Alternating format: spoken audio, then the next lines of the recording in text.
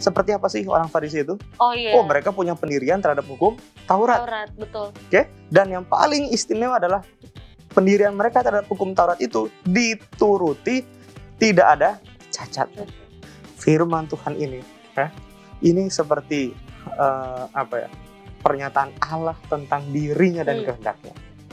Kalau kita menolak untuk mempelajari Alkitab, kita sama seperti menolak untuk mengenal Dia dan mengerti kehendaknya. Ya, oke? Jadi kalau dibilang, wah ngapain belajar Alkitab banyak-banyak? Dan dalam hal ini, Nikodemus kita sebut pengecut? Karena dia adalah bagian dari antara mereka, dan dia sanggup berdiri di antara mereka dan mengatakan orang ini nggak salah. Iya.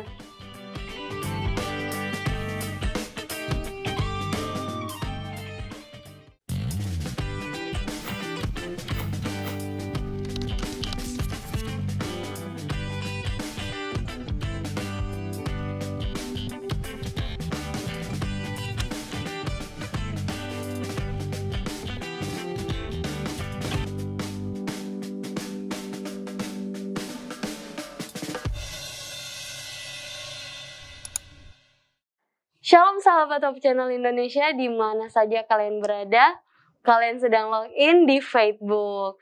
Dan biasanya kalau di Facebook ya pendeta selalu ditanyain what's on your mind. Betul sekali. Dan gimana nih kabarnya pendeta, apa kabar? Waduh, hari ini saya mules, Bel. Mules? Karena kurang menjaga kesehatan. Iya. Kenapa? Karena makanannya? Betul atau sekali. makanan Pola ya? makan harus diatur sekarang. Badan udah makin besar, makan pedas lagi kan. Aduh, ini kesalahan fatal ini. Kesalahan fatal. Mudah-mudahan teman-teman di rumah juga sehat-sehat ya. Kalau mulus-mulus dikit nggak apa-apa lah. Berarti memang makanannya harus dijaga, jangan terlalu pedas ya pendeta ya. Oke, saya Bella Dona dan seperti biasa Pendeta Deddy Kurniawan, kita akan menemani kalian di Facebook pada topik hari ini. Tapi sebelumnya kami juga mau mengingatkan untuk teman-teman bisa langsung share ke teman-teman semua program-program Facebook. Kalian bisa lihat dari semua sosial media dari Hope Channel Indonesia, ada di YouTube, Instagram, dan juga ada di aplikasi dan website. Kalian tinggal lihat Hope Channel Indonesia, App Store, Play Store, kalian bisa download dan kalian bisa like, subscribe, dan juga kalian bisa komen kalau kalian mau ada topik yang kalian pengen berkenalan atau pengen tahu ya pendeta. Siapa sih dia, siapa sih tokoh ini, kalian bisa komen langsung. Juga kalau kalian ada permohonan doa atau mau curhat, ada yang mau diceritakan, dibagikan, kita bisa mendoakan dan juga membantu teman-teman yang perlu sharing-sharing. Betul sekali. Daripada ngomong sama teman-teman yang lain ya pendeta. Iya, daripada julid, nyinyir, ngomongin teman atau apa, mending kita doakan mereka. Betul, kita doakan mereka dan kita bisa bertukar pikiran mengenai topik atau tokoh-tokoh yang ada di Alkitab. Betul sekali. Berita baiknya Bel, setiap episode yang ditayangkan oleh Hope Channel Indonesia langsung di-upload ke YouTube khusus Facebook. Wah. Jadi teman-teman bisa buka YouTube, langsung klik Facebook, pasti yang keluar adalah yang terbaru ya. Betul. Jadi nggak akan ketinggalan nih sama topik-topik terbaru. Program-program. Mungkin teman-teman butuh renungan nih, bisa diajak. Boleh dong, Bella bawain renungan. Renungan apa ya? Boleh menggunakan materi-materi yang sudah kita bagi. Iya, jadi referensi ya pendeta. Jadi setiap insight pelajaran yang kita bagikan, setiap episode boleh jadi berkat bagi teman-teman yang lainnya. Betul. Atau mungkin lagi ngobrol sama teman-teman terus ada orang yang nanya siapa sih tokoh ini. Nah kalau bingung langsung aja buka Facebook. Betul sekali. Pasti Facebook ada nih tokoh-tokoh Alkitab. Kalaupun belum dibahas, nah itu kesempatan kalian untuk komen dan bisa untuk kita bahas langsung ya tokoh-tokohnya. Betul sekali. Oke, pendeta hari ini kita mau langsung clue-nya. Hari ini kita kasih pelajaran, mungkin teman-teman beberapa udah kenal kali ya tokoh ini ya. Atau beberapa mungkin belum kenal, atau mungkin sudah pernah dengar, oh iya gue tahu dia. Tahu. Tapi mungkin belum secara dalam mengerti tentang sisi lain dari hidup. Ya.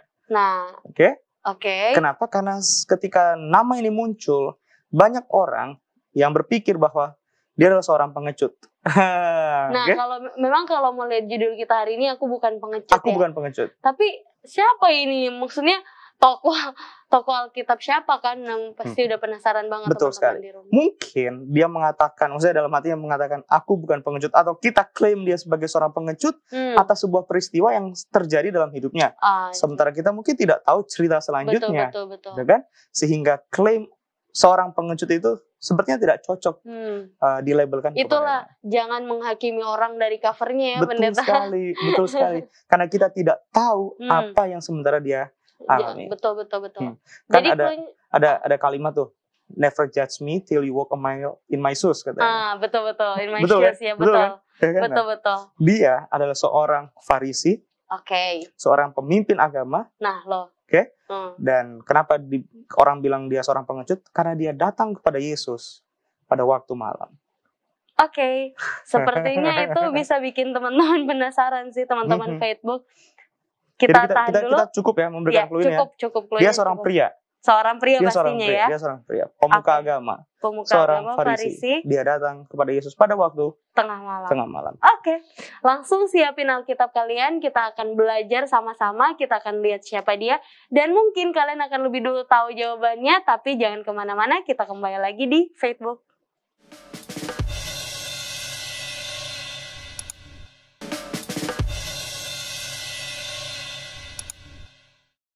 Kembali lagi bersama kami di Facebook, kalian masih login.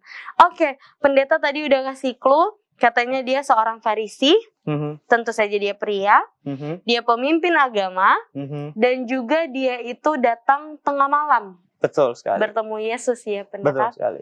Nah, mungkin teman-teman yang di rumah tadi pas lagi break itu udah siapin Alkitab, mungkin udah dapat. Betul. Kalian bisa langsung komen aja hari ini topiknya siapa di komen. Tapi pendeta bisa langsung atau kita mau sekaligus bahas? Silakan Bel. Aku aja nih. Udah gak sabar nih. Silakan Bel. Jawabannya Nikodemus. Hari ini kita membahas tentang Nikodemus. Terima kasih Bel sudah menjawabnya. Kisah Nikodemus ini bagus sekali.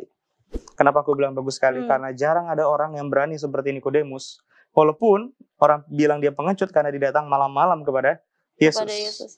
Pendeta, maaf deh. Aku mau nanya, kenapa orang bilang dia datang ke Yesus itu malam-malam sebagai, maksudnya diklaim jadi seorang yang pengecut? Biasanya orang datang kepada Yesus kan waktu pagi, siang, waktu dalam perjalanan, dalam pengajaran.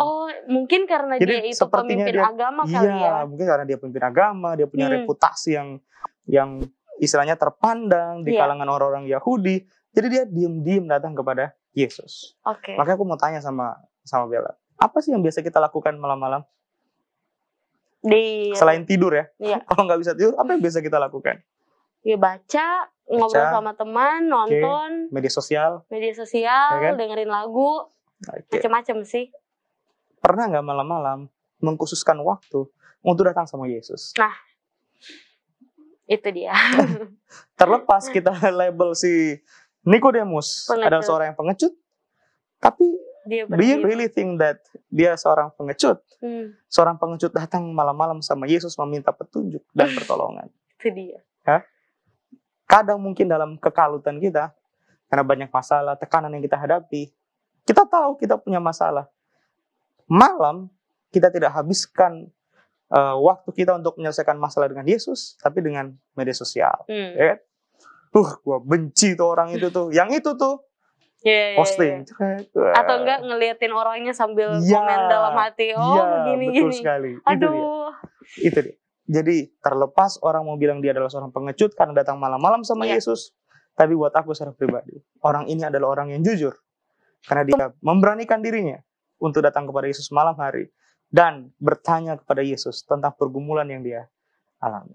Mungkin kalau orang lain kayaknya berpikir dia itu pengecut, tapi maksudnya dengan dia memberanikan diri pergi, berarti kan itu memang ada suatu keinginan atau niat besar loh dalam hatinya untuk, walaupun dia nggak memikirkan mau siang, pagi, malam, tapi dia tetap kayak keinginan niat hatinya udah besar dan dia langsung pergi. Kita perlu berpikir dalam kerangka berpikir penulis yang menulis kisah ini. Kisah ini ditulis di kitab Yohanes. Siapa yang menulis kitab ini kalau gitu? Yohanes. Injil Yohanes. Betul. Yohanes ketika menulis sesuatu, Bel, dan teman-teman Facebook di rumah, dia berusaha untuk menunjukkan kepada para pembaca tentang Yesus yang dia mau perkenalkan kepada pembaca. Tentang hubungan yang intim itu antara dia penulis dengan Yesus, atau hubungan antara tokoh yang sementara dia tulis dengan Yesus. Sehingga waktu kita baca, kita boleh memiliki hubungan yang sama kualitasnya dengan tokoh yang diceritakan atau pengalaman yang dialami oleh Yohanes, si penulis. Jadi makanya kalau baca kitab Yohanes tiba-tiba kita bilang kayak, gua banget nih. I feel you, man. Itu yang Yohanes mau sampaikan kepada kita dan mau tunjukkan. Kalau mungkin dibikin film sangat menjamah sekali bentuk tulisan dari Yohanes.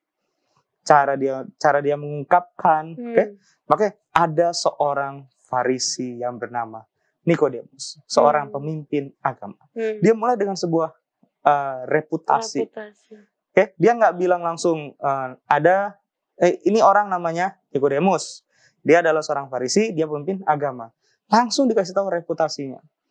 Seorang Farisi, namanya Nikodemus, dia pemimpin agama. Keterangan ini penting mungkin untuk menunjukkan kita identitasnya. Tapi keterangan itu tidak jadi lebih penting. Kenapa?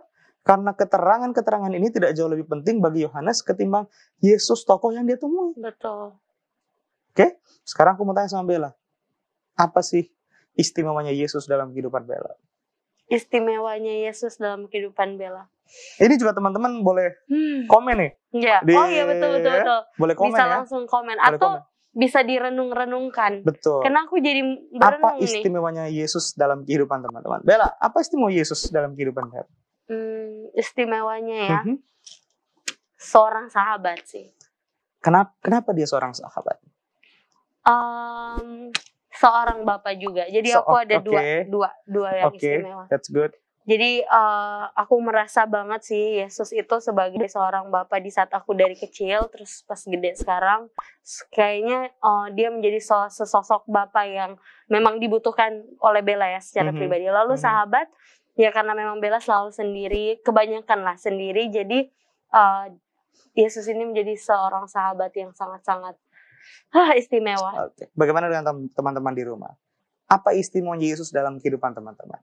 Pertanyaan kedua sekarang, Bel. Kalau Bella jadi Nikodemus, apa yang memotivasi Bella untuk datang malam-malam kepada Yesus? Pertanyaan yang sama buat teman-teman. Kalau ada waktu, komen dong ya. Betul.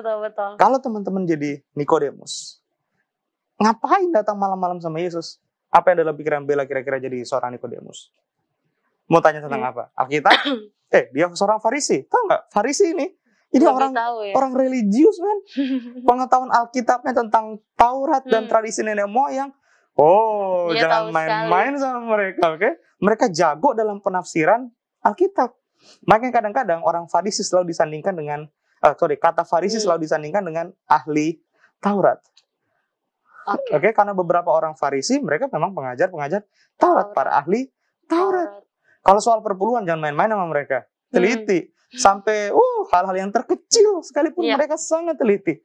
Soal sahabat, jangan main-main sama mereka. Soal kebersihan, makna kebersihan buat mereka bukan hanya sekedar bersih kebersihan tubuh, tapi itu ada hubungannya dengan moral dan dosa. Orang Farisi tahu semua ya. Tahu semua. Jadi kalau Bella dan teman-teman adalah seorang Farisi, apa yang diharapkan malam itu datang kepada Yesus? Kebenaran sih kayaknya. Mau cari kebenaran? Apa yang kurang jelas dari pengajaran Taurat dan Alkitab yang selama ini dipelajari? Mungkin kalau Bella jadi Nikodemus ya, atau mungkin Bella pada saat itu malam, apa yang Bella cari? Mungkin ketenangan ya, kayak kebenaran, terus kayak ketenangan. Apa sih kebenaran? Iya, lebih ke ketenangan sih kayaknya. Kita akan temukan nanti di teks alasan kenapa malam itu Nikodemus pergi bertemu dengan Yesus. Oke? Nah, dia seorang Farisi. Kemudian dia seorang pemimpin agama. Taurat dia jago banget. Ya. Aku punya kutipan dari seorang yang namanya Hans Kung. Dia nulis buku namanya Judaism, The Religious Situation of Our Times. Ada beberapa ternyata tipe orang-orang Farisi di zaman Yesus. Dan ini ditulis dalam Talmud. Yang pertama ini ada orang Farisi yang suka sombong-sombongin tentang apa yang dilakukan, terutama kebaikannya. Ada tipe yang kayak gitu. Ada juga congkak. Ada juga tipe-tipe Farisi yang kalau lihat perempuan, kalau lihat Bella gitu, dia nggak mau lihat. Karena mungkin kecenderungan untuk berdosa buat dia, bahaya, gue bisa tergoda nih kalau lihat Bella nih. Karena berzinahnya itu ya. Mungkin dia pikir, untuk mengontrol pikiranku biar nggak macam-macam, mending nggak usah lihat. Jadi bayangin kalau berpapasan sama mereka, nggak akan pernah mau mereka nengok ke kita. Oh. Ada juga orang Farisi yang suka mengangguk-anggukkan kepalanya, seolah-olah menunjukkan bahwa mereka adalah orang yang bijaksana. Oke? Ada orang-orang Farisi yang memang takut sama Tuhan, bukan takut karena menyadari bahwa Tuhan itu Maha Kuasa dan sebagainya, tapi takut karena penghukuman sehingga mereka mematuhi hukum-hukum Allah dengan secara legalis itu. Ada juga orang Farisi yang memang nurut kepada Tuhan oleh karena mengasihi Tuhan. Oke, ini jenis Farisi yang waktu itu ada. Dan sepertinya Nikodemus cocok dengan bagian tipe yang terakhir tadi. Ya. Sepertinya dia datang kepada Yesus karena menyadari dia butuh Yesus. Mau tahu kenapa dia datang malam itu? Mau dong. Kita saksikan setelah yang satu ini.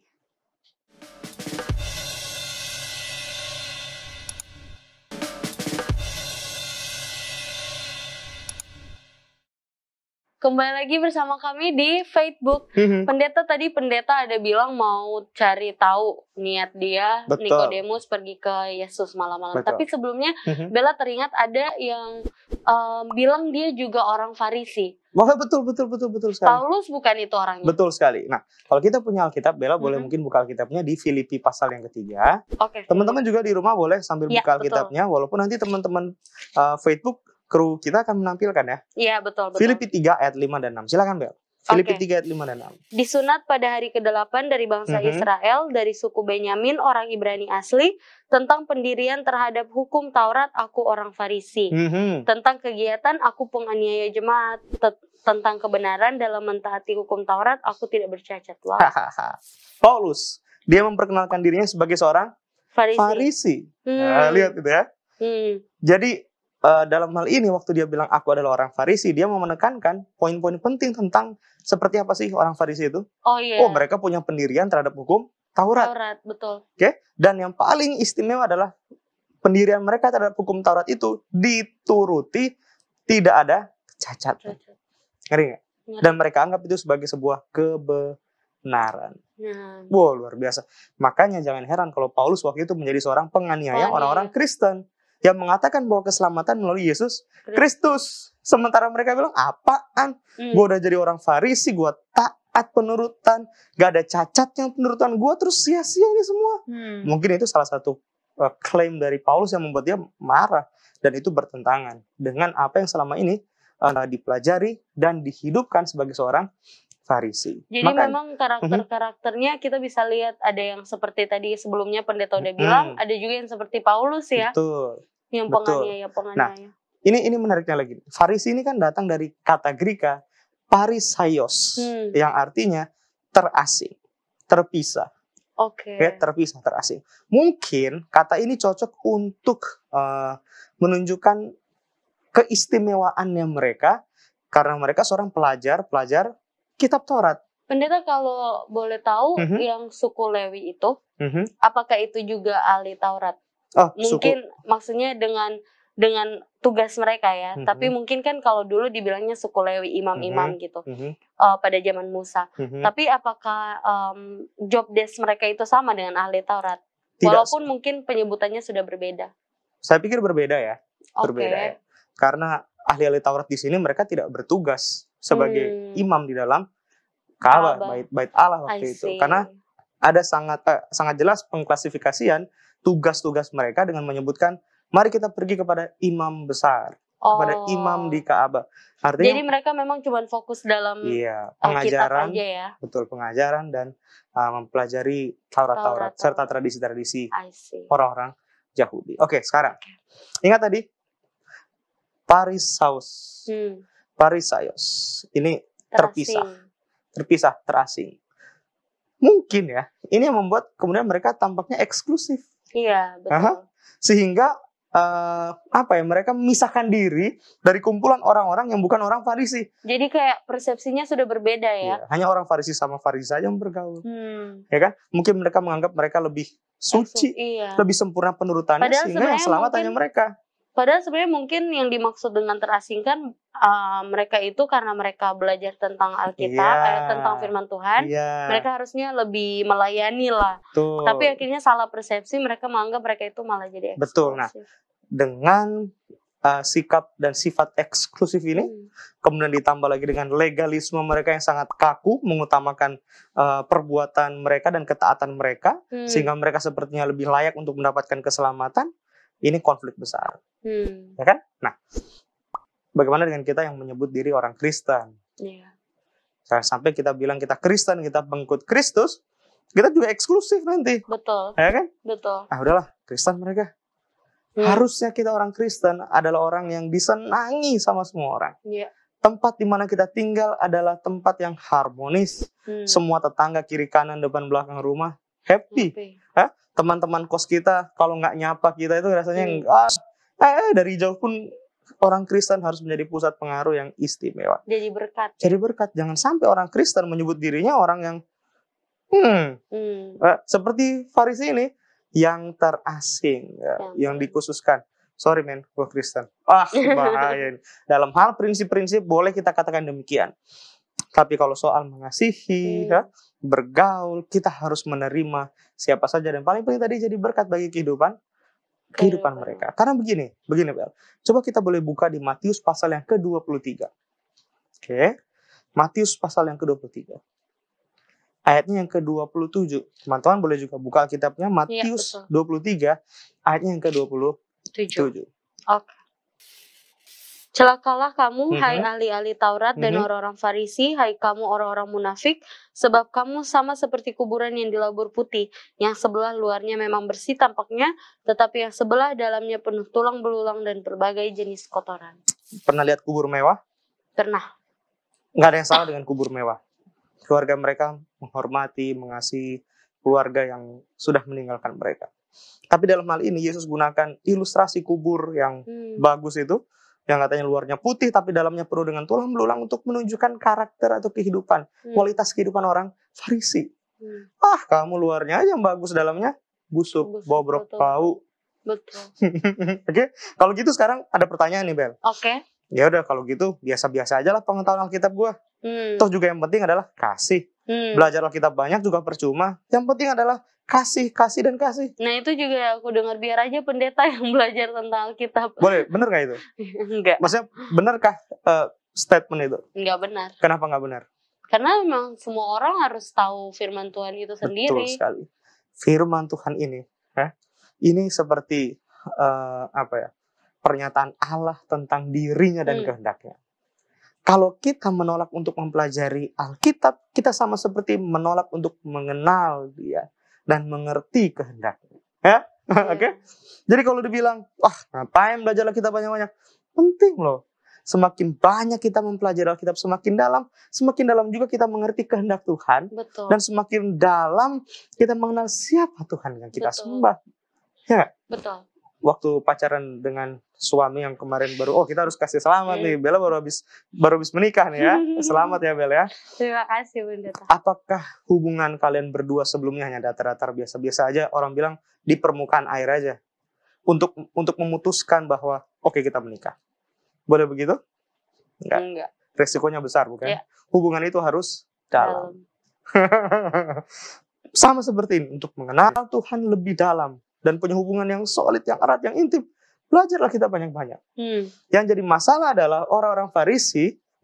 Boleh baca ayat yang kedua?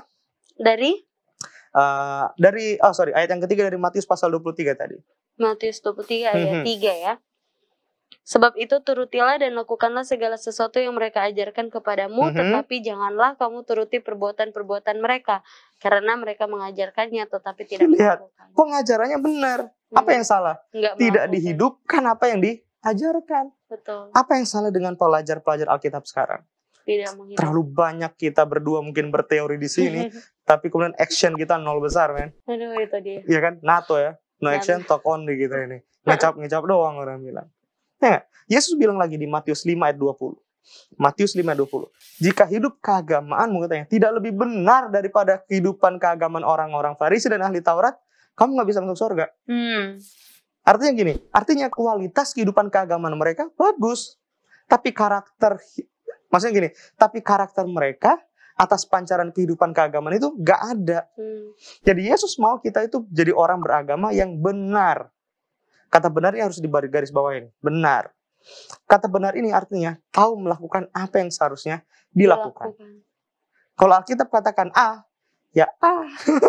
Kalau Alkitab katakan B, ya B. Nggak ada negosiasi nggak ya. ada. Tapi yang jadi masalah adalah orang-orang Farisi tidak melakukan apa yang mereka ajarkan. Jadi kalau nanti dilihat di mimbar banyak pendeta yang kok aneh ya, atau banyak pemimpin-pemimpin agama yang kok aneh ya orang ini ya, kok berbeda ya. Ingat, ajaran yang mereka ajarkan hidupkan. Oke, tapi jangan ikuti kehidupannya mereka. Kalau buruk jangan diikuti. Jangan diikuti dong, udah tahu buruk. Tapi pengajarannya diikuti. Betul.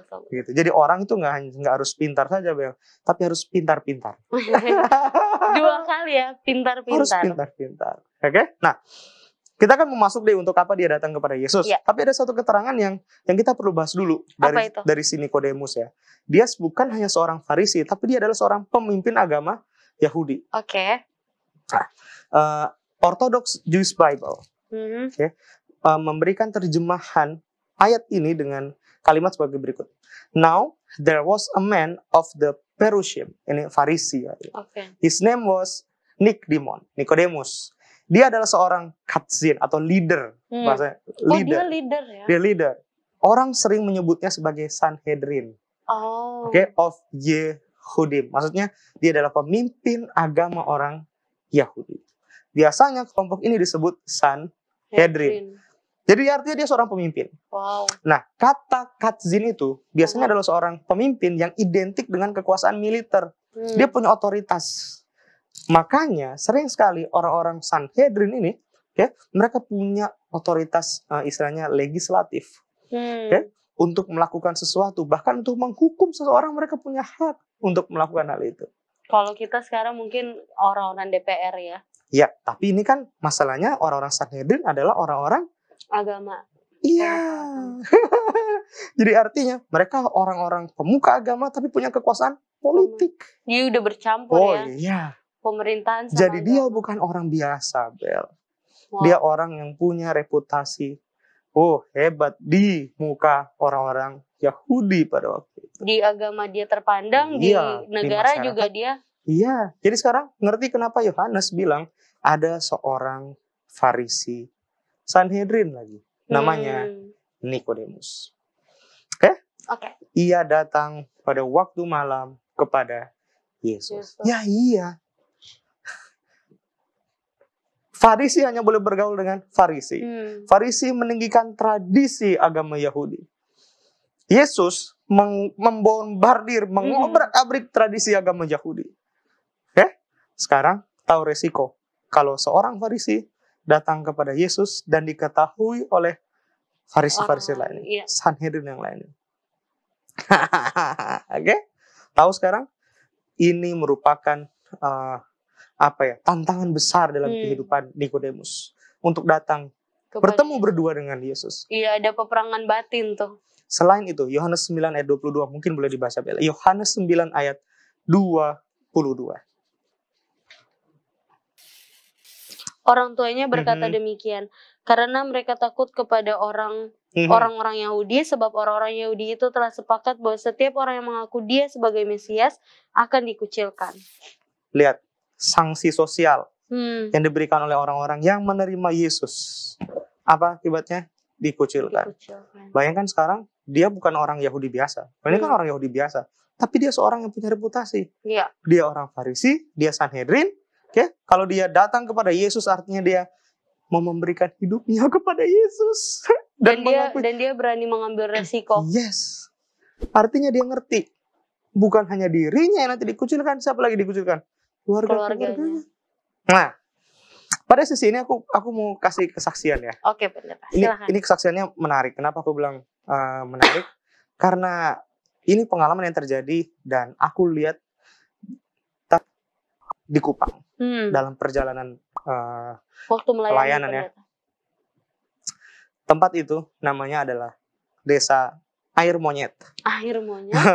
Ini tempat yang jauh sekali, Bel. Jauh banget tempatnya. Kenapa disebut air monyet? Karena ada satu mata air waktu itu di situ, udah lama sekali. Karena hanya ada satu mata air, monyet suka main-main di situ. Oh iya? Makanya tempat itu namanya Air air monyet. monyet. Tempat ini Bel, kalau pergi ke ada salah satu bukit yang ada di desa itu, kalau berdiri di atas itu, kita bisa lihat sejauh mata memandang adalah laut biru yang berbatasan langsung dengan benua Australia. Wow. Di musim-musim tertentu itu akan dingin di situ. Walaupun matahari di Kupang di tempat itu terik sekali. Jadi bayangkan terik tapi dingin. Anginnya berhembus sangat dingin. Nah, di tempat ini ada beberapa umat Tuhan, yang punya pengalaman seperti apa yang dialami oleh orang-orang Yahudi yang menerima Yesus, tapi kemudian mereka mengalami dikucilkan, dianiaya, dan banyak sekali hal-hal lain yang mereka alami karena mereka memberikan diri mereka kepada Yesus. Mau tahu cerita lebih lengkapnya? Mau. Kita akan kembali setelah satu ini. Iya ya, aku udah penasaran nih.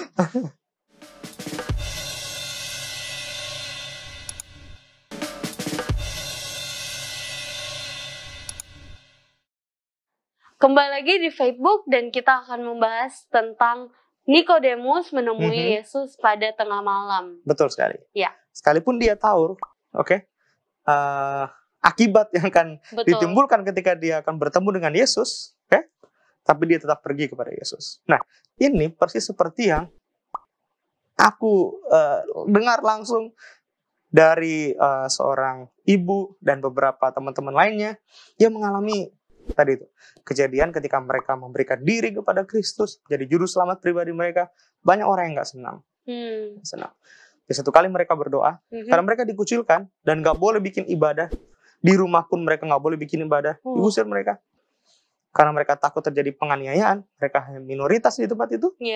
Mereka berdoa di ladang. Ada bukit kecil di situ mereka berdoa. Waktu mereka berdoa bertelut, wah, tiba-tiba saja tuh hal yang terjadi, Bel, yang di luar pemikiran mereka. Tempat di mana mereka berdoa itu sudah dikelilingi dengan api.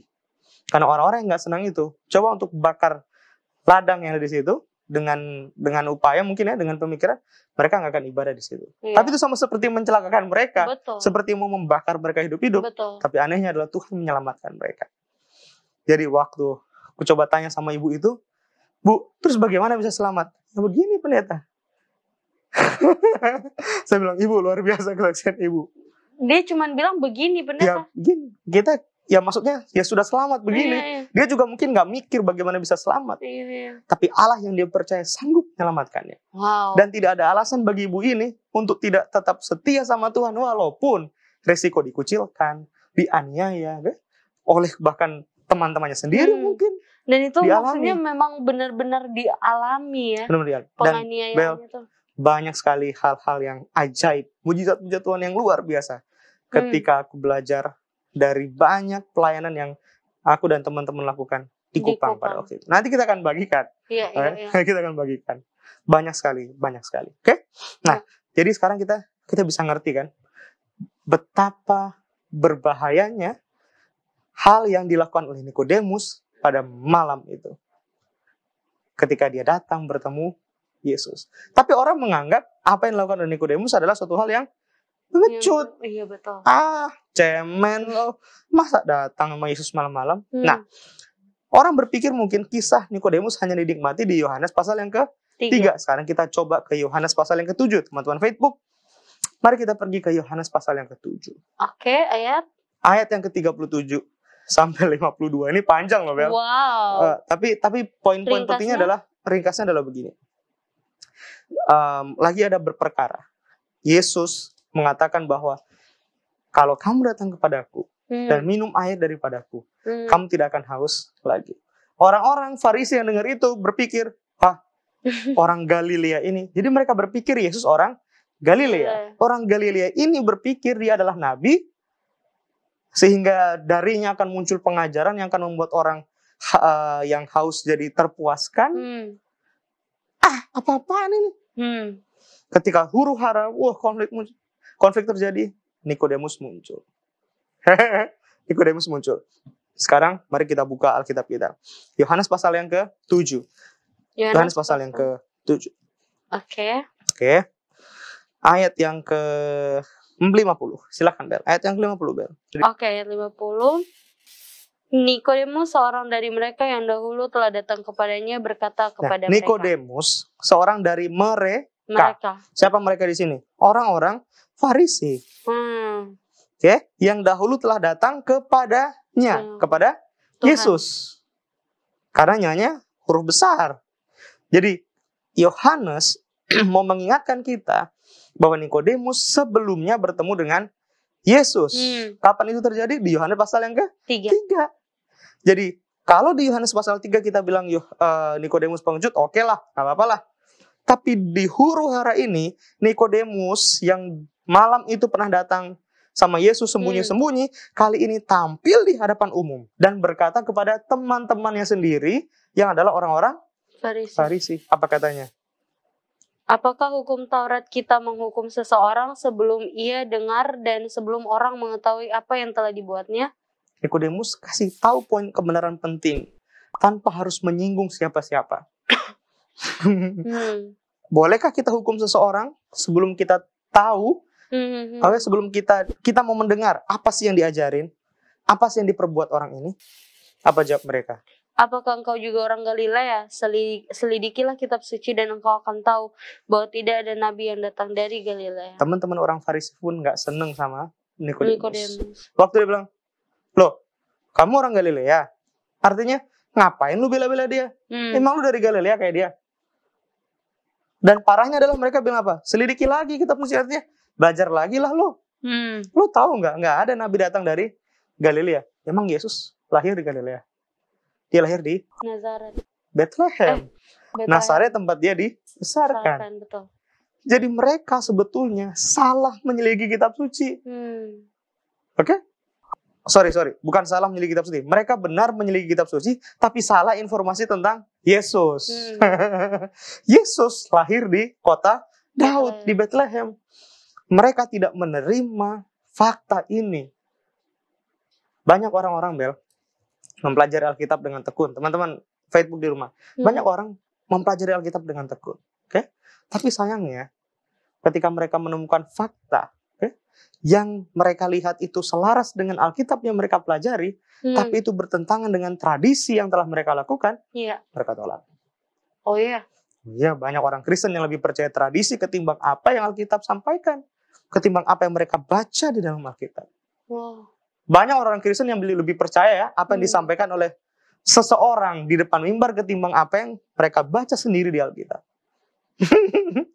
Banyak orang Kristen yang salah membaca Alkitab, dan menerapkan apa yang mereka baca pada situasi yang mereka alami saat ini. Pantas ya pendeta, ayat Alkitab juga Tuhan bilang kalau kita harus renungkan firman itu siang malam. Betul. Ya. Supaya mungkin kita juga nggak salah dalam pengajaran-pengajaran yang kita dengar. Tapi yang paling penting adalah bukan sekedar membaca, tapi menyelidiki kebenarannya.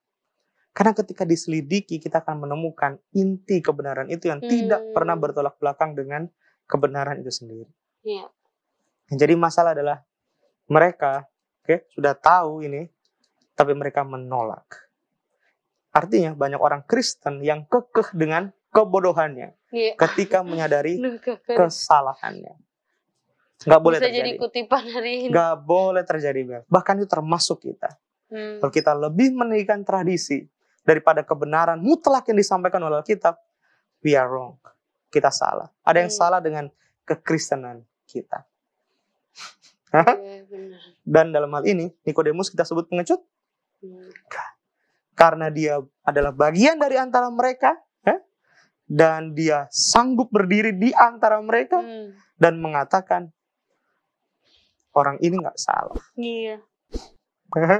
Betul. Oke, sekarang. Itu kan kemunculan yang kedua. Apa sih yang Nikodemus lakukan waktu ketemu Yesus?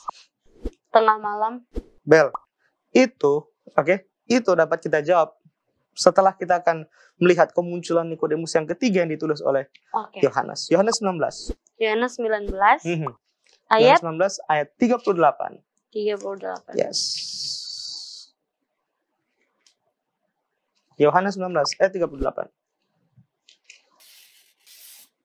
Sesudah itu Yusuf dari Arimatea, ia murid Yesus, tetapi sembunyi-sembunyi karena takut kepada orang-orang Yahudi, meminta kepada Pilatus supaya ia diperbolehkan menurunkan mayat Yesus.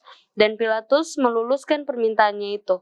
Lalu datanglah ia dan menurunkan mayat itu juga. Selanjutnya, juga Nikodemus. Siapa yang datang?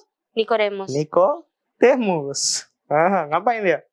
Dialah yang mula-mula datang waktu malam kepada Yesus. Lihat, ia membawa Yohanes berapa kali nyebutin kalimat ini? 2 kali. 2 kali. Oke, dia yang pertama-tama datang kepada Yesus pada waktu malam. Terus? Ia membawa campuran minyak mur dengan minyak gaharu, kira-kira 50 kati beratnya. Luar biasa ya. Dia meminyaki Yesus. Dia merempah-rempahi tubuh Yesus. Sekarang pertanyaanku, pengecut ya? Enggak. Kenapa enggak? Karena dia berani untuk menunjukkan. Di mana murid-murid Yesus waktu itu? Ada yang datang ke kubur itu? Enggak ada. Siapa yang datang ke sana? Nikodemus. Kenapa? Karena Nikodemus mungkin punya akses. Dia seorang Farisi, dia seorang Sanhedrin. Mungkin orang lebih percaya, oh ya udahlah, Nikodemus kok orang dalam ya. Orang dalam Nikodemus. Nikodemus memanfaatkan posisinya, reputasinya untuk memberikan persembahan, untuk memberikan penghormatan yang tertinggi kepada Yesus. Banyak orang nggak tahu diri, diberkati sama Tuhan dengan jabatan, posisi yang luar biasa, berkat yang limpah. Tapi mereka tidak bisa menghormati Tuhan dengan jabatan, posisi yang Tuhan berikan sama mereka. Tapi Nikodemus tidak. Kenapa bisa tiba-tiba Nikodemus berubah? Karena percakapan malam itu dengan ini nih apa percakapannya nih? Kok bisa gitu? Oke, kita kalau gitu ke Yohanes 3 dong ya. Iya. Oke, ayat yang kedua, Bel. Oke, ia datang pada waktu malam kepada Yesus dan berkata, Rabi, kami tahu bahwa engkau datang sebagai guru yang diutus Allah, sebab tidak ada seorang pun yang dapat mengadakan tanda-tanda yang engkau adakan itu, jika Allah tidak menyertainya. Dia bilang apa? Wah, itu udah menunjukkan keimanan dia ya. Bilang, Rabi, kami tahu. Kami loh. Siapa berarti kami? orang-orang Farisi tahu. Wow. Oke, tapi kalau kami tahu, lantas yang datang hanya siapa? Nikodemus. Perhatikan ayat yang pertama, kalimat pertama. Adalah seorang Farisi. Kalau kami tahu, tapi yang datang hanya seorang, itu berarti hanya dia sendiri yang percaya dan mengakui. Oke. Jadi Nikodemus datang untuk memberikan pengakuan. Tapi tidak cukup sampai di situ. Tidak cukup sampai di situ. Banyak orang yang tahu, karena kan dia bilang kami tahu.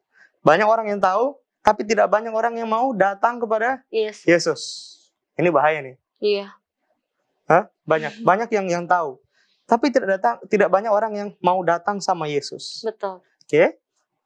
Tahu, datang tidak cukup. Ada yang tahu, ada yang datang tapi tidak mengaku. Itu yang penting sih, mengaku. Tapi Yesus bilang itu nggak cukup. Oke, ayat yang kelima katanya, kalau seseorang tidak dilahirkan dari air dan roh, ia tidak dapat masuk ke dalam kerajaan Allah. Yesus mau bilang sama Nikodemus. Ini soal baptisan air kan, dan baptisan roh. Baptisan air kan simbol hidup baru. Baptisan roh adalah hidupnya diubahkan oleh Roh Kudus itu sendiri. Artinya pembaruan hidup. Artinya begini, Nikodemus, kamu nggak cukup tahu. Kamu harus datang sama aku. Kamu harus mengaku sama aku dan kamu harus diubahkan. Ini adalah life transform, hidup yang diubahkan. Bel, kita sebagai orang Kristen, kita tahu siapa Yesus. Tapi pengetahuan kita tentang Yesus tidak cukup. Kita perlu datang sama Yesus, mengakui siapa diri kita, keterbatasan dan keadaan kita. Oke? Setelah itu baru kita bisa mengalami pembaharuan hidup. Hanya orang-orang yang tahu, datang dan mengaku, mereka adalah orang-orang yang mengizinkan kuasa Roh Kudus mengubah hidup mereka. Mungkin Nikodemus saat itu ada orang yang pengecut, tapi pertemuan malam hari itu menyanggupkan Nikodemus. Tapi pendeta, membuka dirinya untuk diubahkan. Tapi pendeta, di Alkitab disebutkan nggak sih kalau Nikodemus akhirnya dia bertobat? Maksudnya dia tidak menjadi Farisi? Nggak ada disebutkan. Nggak ada ya? Nggak ada. Artinya menjadi seorang Farisi, pelajar Alkitab, apa salahnya? Iya.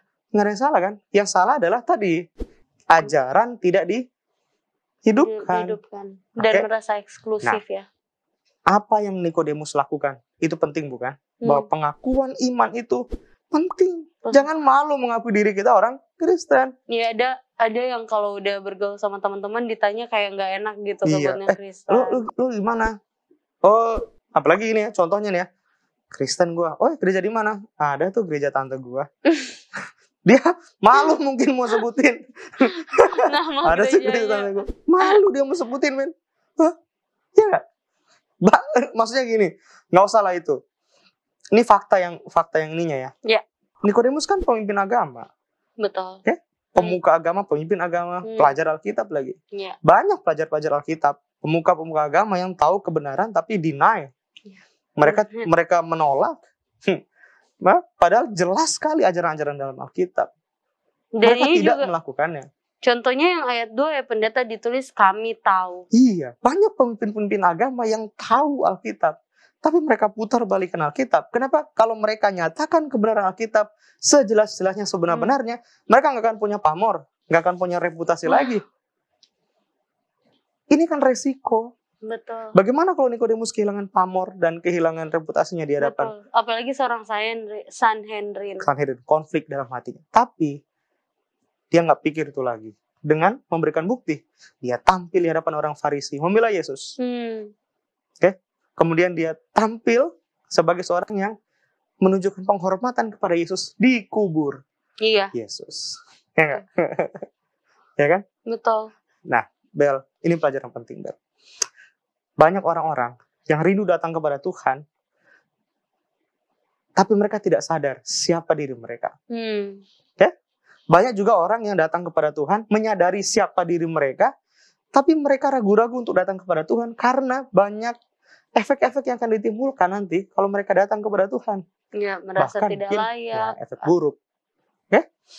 Ada banyak orang seperti Nikodemus di luar sana. Mereka adalah orang jujur. Nikodemus jujur.